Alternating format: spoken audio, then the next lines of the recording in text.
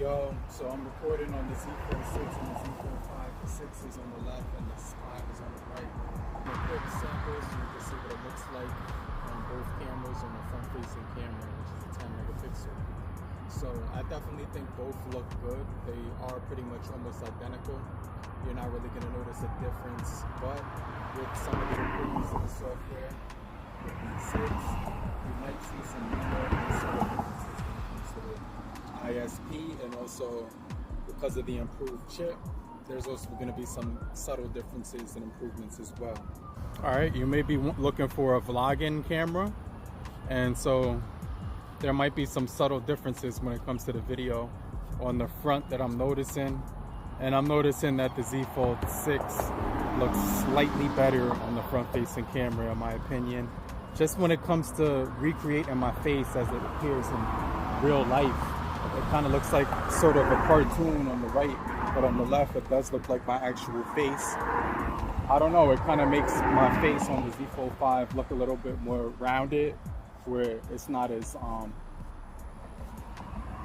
realistic. So my face looks longer on the Z Fold6. It looks shorter and chubbier on the Z Fold5. That's the best way to put it. So I actually prefer the way it makes my face look on the Z Fold6.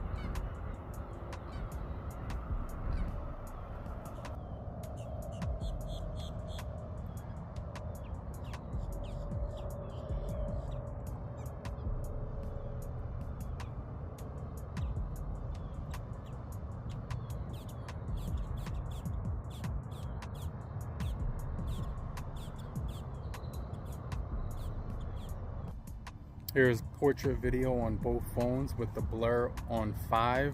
Let's see if I could put it to 7. All right, so the blur's on 7 now on both phones. So it'll blur out the background while I'm talking, giving you more of a portrait-like cinematic effect with the bokeh. And so it's gonna separate you from the background, make it kind of seem like a DSLR camera where you're getting that really nice focal point of the foreground and blurring out the background. So it's going to cast out any subtle details on the background and kind of just focusing on all the detail on the foreground. So yeah, I could definitely say that this camera has been really good to use on the Z Fold5, and now on the 6 it's still really good. It's got some improvements to the ISP, and it's also got some software improvements with the chip and everything. The 5 has something called director's view, and the 6 has something called dual record. So the director's view has been renamed on the 6 to dual record. So if you click that, what's pretty cool is that on the 6 it allows you to choose, well, on the 5 right here you could choose different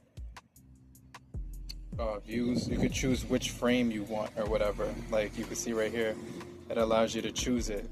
So you have 3 to choose from when you're in the director's view. So those are your 3 different things you could choose from right here.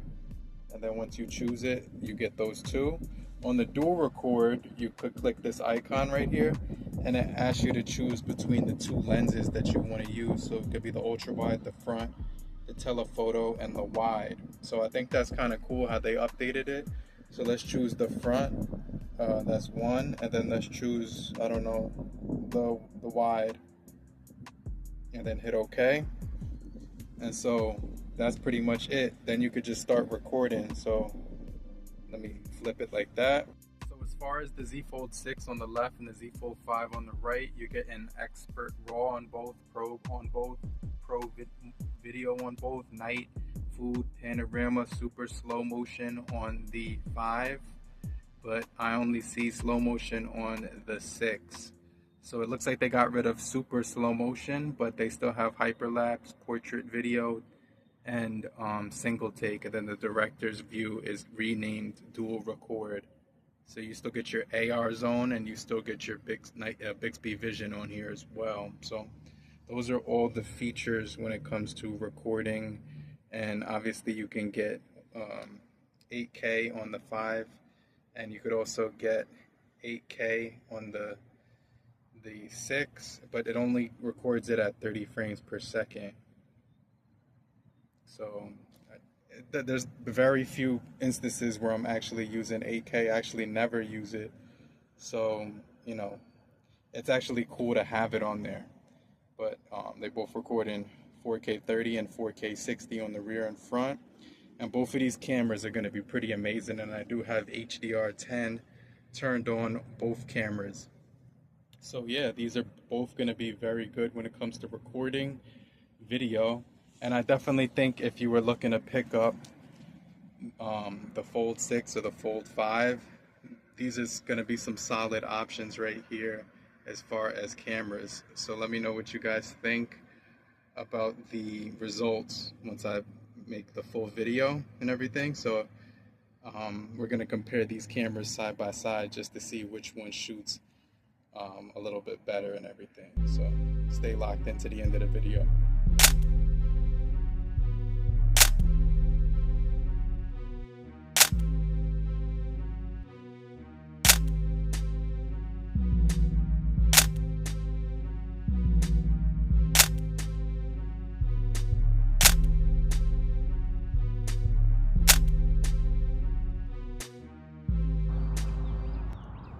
Alright, so you're probably wondering what's the biggest difference when it comes to the Z Fold6 and the Z Fold5. It's going to be the enhancements on the image signal process, the ISP. So this leads to better low light photos and videos when you're recording on the Z Fold6. So I'm using, on the right side is the Z Fold5 and on the left is the Z Fold6, but I'm looking at them both in the viewfinder, and they're both doing an excellent job of recording. So maybe when I go under this tree, there might be enough shade to where you could actually see the difference when it starts to dim down as far as the lighting. So let me know what you guys think. Also, let me know what you, which one you would go for if it was just your primary camera.